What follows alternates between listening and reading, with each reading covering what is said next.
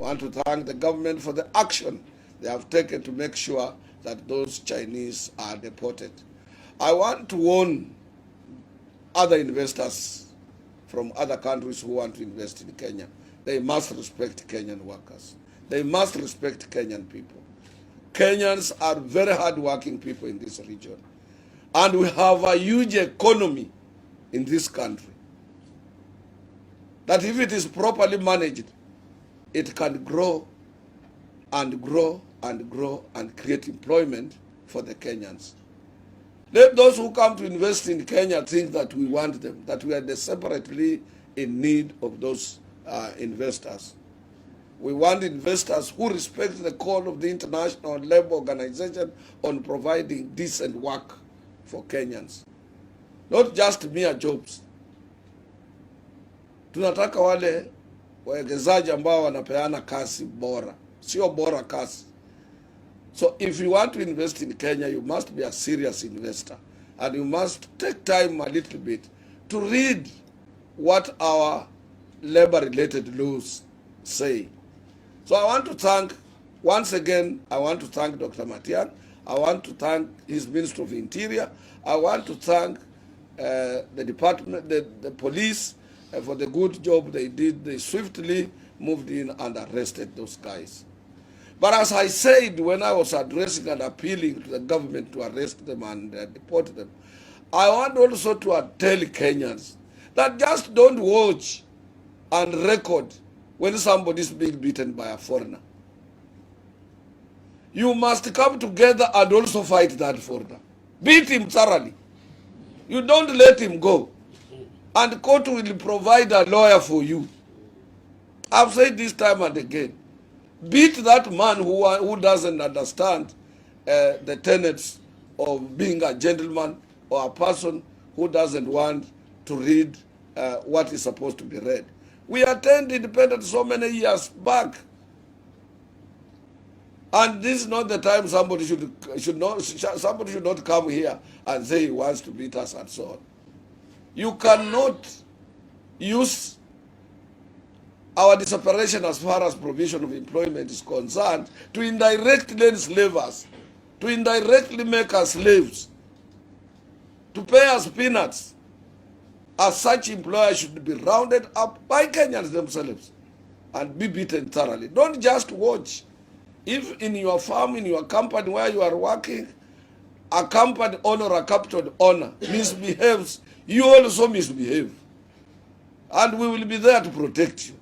Because sometimes these people think when they have a lot of money, they will bribe and get away with it. Call the police, report to the authorities, but at the same time, instantly take action against that particular person. And so many will learn a lesson that this is not a country where you can go and just play around with people. Today, if you go to Ethiopia, any foreigner in Ethiopia is wrong on whatever type of crime is taking place. Ethiopians will always come together to protect their own. Kenyans must learn that. Go anywhere, even if it is in Tanzania, Tanzanians will come together and protect their own. Even if it is in Uganda, the Ugandans will come together and protect their own. Don't just say we are a liberal society, or we are the most developed with huge economy around the region, and we don't mind. We have a lot of people who are jobless. We can take some to Qatar, to Kuwait, to Saudi Arabia, irrespective of the results when they are coming back to Kenya. Our daughters sometimes come back in coffins because we can't be able to provide employment. This is a very serious matter, and we must take it seriously. And I want to tell Kenyans, you better die a poor person but very dignified, other than somebody coming to enslave you, somebody slapping you, somebody fighting you, somebody caning you as if you are in prison. And even our prisons don't cane. And therefore, if you try to do that, I'm appealing to Kenyans of goodwill, please retaliate in a very heavy manner, in very equal measure, by making sure that such employer is thoroughly beaten and the factory is closed. And if need be, burn that factory. Burn that factory. Burn that factory. If it is an hotel, burn it. Don't just sit and wait. Burn it. We are there, we will protect you. We have lawyers as workers. We have everything. We will appear in court. Nevertheless, nowadays even murderers are given bonds. So don't fear to fight somebody who is causing problems at your workplace. Yeah. Fight that person. Kenyans must love their own. And I want to thank Dr. Matiang. I want to thank the DPP. I want to thank the director of the CID for the good job these 3 young men are doing. And they must be supported.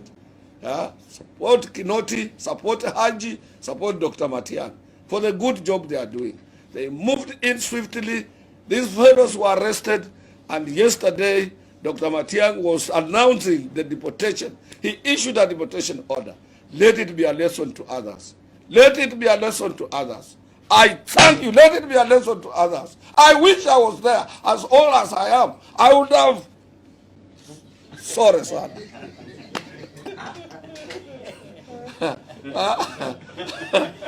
It would have been a different case when I'm there.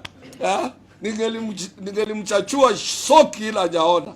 Kumleta karibu hivi na kumpa head. Kwanza kabla sijaanza kumchezea. Ningelishangaa huyu mzee yuko aje huyu mzee. Angelijua mimi ni mzaliwa, mimi ni mtoto wa mtaa. That day he would have known me. Angelijua mimi ni mtoto wa area. Acha acheze huyo mchina ana bahati. But also I want to tell Kenyans, I coordinate Africa and Asia.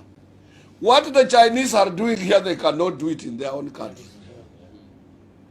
What the Chinese are doing here, they cannot do it in their own country. And I want to appeal to the immigration department of our government not to allow Chinese to come in this country without work permits. We don't want to see them loitering everywhere. And let us get audit of their companies and what they are doing. Lazima police, I'm appealing to Mtiambai, who is my friend, the Inspector General, to round up all Chinese who are in this country without work permits, or who have no business here, or who have just come here to commit crime, to be taken back to China. Because what Chinese are doing here, they cannot do it in their own country. The Chinese companies here are bribing. They bribe Kenyans. Chinese contractors are involved in corruption in this country. When in their country corruption, the penalty for corruption is by death. Yeah. So let's not allow Chinese to roam around, sometimes with our own daughters, sometimes with our own sisters, sometimes with our own wives. They must be stopped, these Chinese. They must be stopped on what they are doing. Because what they are doing here, they can't do in China. I coordinate Africa and Asia, and I have a lot of respect for the president of China, President Xi Jinping. He's a president who supports workers. I have a lot of respect for all Chinese Trade Union Federation. I know they are serious people, 267 million members. But what Chinese are doing outside China, particularly in Africa, they cannot do it in China. So let's teach them a lesson here.